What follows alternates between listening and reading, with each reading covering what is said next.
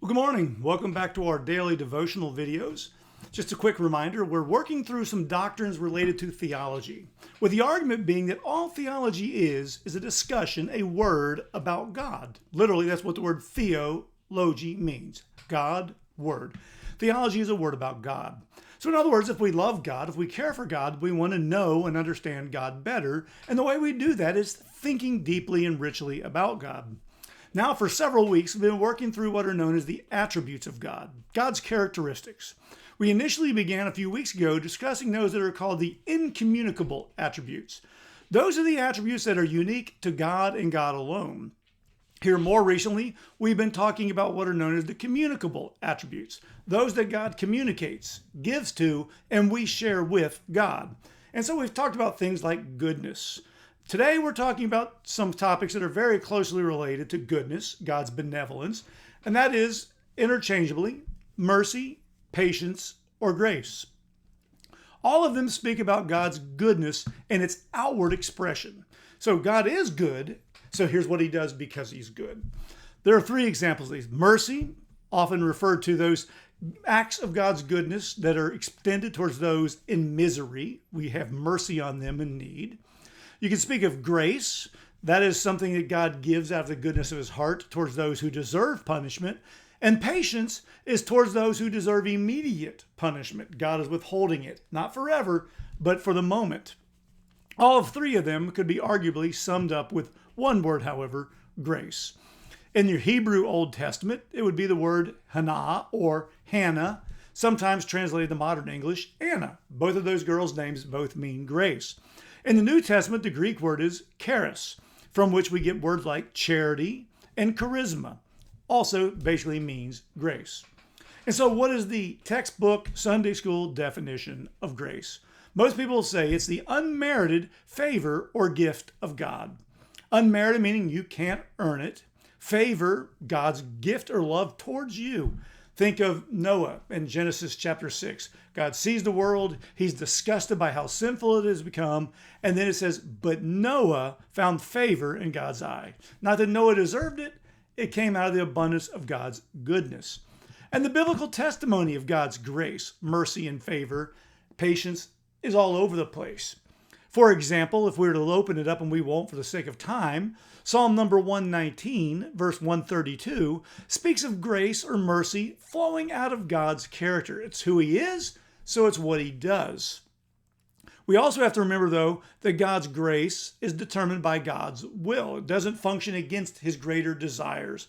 For example, in the book of Romans, chapter 9, Paul, actually referencing an Old Testament text from the book of Exodus, chapter 33, says this. This is Romans 9:15, quoting Moses. For he says to Moses, I will have mercy on whom I will have mercy, and I will have compassion on whom I'll have compassion. So God will do it, but God does not have to express it to everyone in every circumstance. Otherwise, it wouldn't be grace. Likewise, it's clear in the testimony of the scriptures that grace is always unmerited. This is from Romans chapter 11, verse 6. Here Paul continues thinking about grace. But if it is by grace, it is no longer on the basis of works. Otherwise, grace would no longer be grace. And so it's always unmerited. The two pieces go together. That is determined by God's will, driven by God's character, and it always is unmerited. It's nothing we can earn or deserve. Now, theologians typically talk about two types of grace.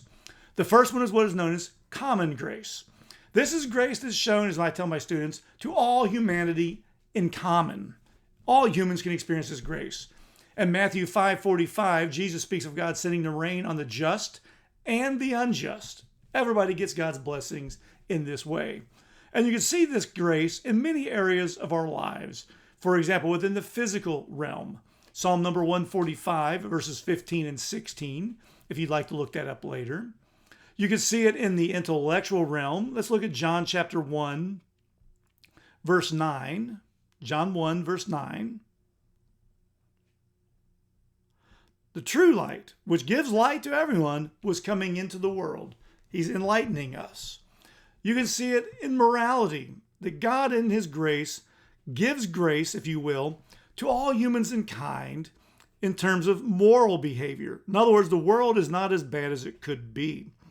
Romans again, chapter 1 again, verse 32, though they know God's righteous decrees that those who practice such things deserve to die, they already know it. Even if they're not living that way, intuitively, subconsciously, we know what's right and wrong. And we see God's grace even in society. It was not good for Adam to be alone, Genesis 2, and so God gave him the perfect helpmeet. And the two together form perfection, perfect union. That's what we call common grace. Even non-believers can enjoy the gift of God in marriage, or the blessing of children, or food to eat, or good health. That's common grace. Contrary-wise, what is known as special grace. This grace is always related to salvation. It's God giving a special favor to those who don't deserve it. We talk about these things so often in the New Testament. Let's look at a couple of Old Testament examples real quickly. Deuteronomy chapter 7. Deuteronomy 7, verses 6 through 10. For you are a people holy to the Lord your God. The Lord your God has chosen you to be a people for his treasure possession out of all the peoples who are on the face of the earth. It was not because that you were more in number than any other people that the Lord set his love on you and chose you, for you are the fewest of all peoples. But it's because the Lord loves you and is keeping the oath that he swore to your fathers, that the Lord has brought you out with a mighty hand and redeemed you from the house of slavery, from the hand of Pharaoh, king of Egypt. Know therefore that the Lord your God is God, the faithful God who keeps covenant and steadfast love with those who love him and keep his commandments to 1,000 generations, and he repays it to the face of those who hate him by destroying them. And then he goes on. The idea is God chose Israel simply because God chose Israel. Yeah, by the time he rescues them out of Egypt, he's doing so because of the covenant promises to Abraham and Isaac and to Jacob. But if you know your Old Testament stories very well, you know that they did nothing to earn God's favor. Or here's from Isaiah chapter 54, verse 8. In overflowing anger for a moment, I hid my face from you, but with everlasting love, I will have compassion on you. Grace. They deserved his anger. God showed love. Now, related to special grace is what some theologians refer to as prevenient grace. This is grace from God that precedes any human response or good works. In other words, prevenient grace is understood by whichever type of theologian, whether Catholic or whether Protestant. It's typically understood to be initiatory, if you will. So, for example, even before the foundation of the world, Christ was the lamb slain. Grace already in place before it ever took place, ever before even the first sin from Adam and Eve. As Romans 5:8 says, God does this while we're still yet sinners. Grace before you even respond. And so salvation then, in it, man responds to God's gracious overtures. It's not God's response to our good works, it's our response to God's good works. Now, as I said, various theologians hold to some form of prevenient grace. For example, Catholic theology has prevenient grace. The argument is that God initiated salvation through grace by sending his Son. He also gives us grace in providing infant baptism. But in infant baptism, when we do it, sin is removed, and now we can respond to God's grace. And then he responds to our grace, and back and forth we go. Wesleyans, those who are in the Methodist tradition or the Pentecostal traditions that follow the Wesleyan theology, they also have a prevenient grace. Wesley understands that all humans are born with original sin and therefore disinclined to loving or following God, responding positively to his overtures of salvation. But in Wesleyan theology, prevenient grace, because of the effects of the fall, God gives all humans sufficient grace, removing just enough of the handicap, if you will, from original sin to enable us to respond to God's offer of mercy. And so God's initiating, we're responding. But remember, as we think about this, as we wrap this quick little thought bubble up, grace is always based on the goodness of God, not the goodness of man. It's from his character to us. And God's grace, therefore, should humble us. We should not be arrogant. Look at me, I'm a Christian. It's look at me, I'm a Christian. God in his mercy, God in his grace, extended love to us. And in grace, all that God does brings God the glory, not humans. By grace you have been saved, Paul says in Romans chapter 2, verse 8 and 9.